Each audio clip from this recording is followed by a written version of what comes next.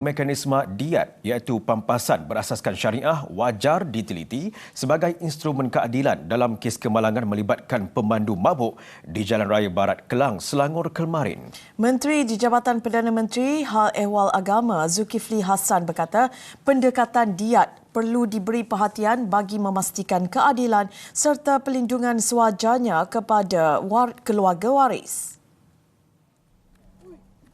Jelas beliau, perbincangan bagi pelaksanaan diat digerakkan bersama mufti serta barisan tokoh dan pakar dalam bidang masing-masing pada 11 Februari lalu. Ia bagi memastikan pelindungan keadilan serta hak waris selain sokongan terhadap pelaksanaan diat berasaskan syariah melalui kajian undang-undang dan takaful. Zulkifli turut menyambut baik kenyataan Kementerian Pengangkutan yang sedang merangka pindaan Akta Pengangkutan Jalan 1987 bagi mewajibkan pesalah membayar ganti rugi kepada keluarga mangsa selain menjalani hukuman penjara. Pada masa sama, beliau mengecam insiden tragik yang meranggut nyawa Allahyarham Amirul Hafiz Omar yang dirempuh kereta dipandu individu di bawah pengaruh alkohol dan dadah. Semalam media turut melaporkan suspek lelaki berusia lingkungan 20-an yang terlibat dalam kemalangan itu direman 4 hari.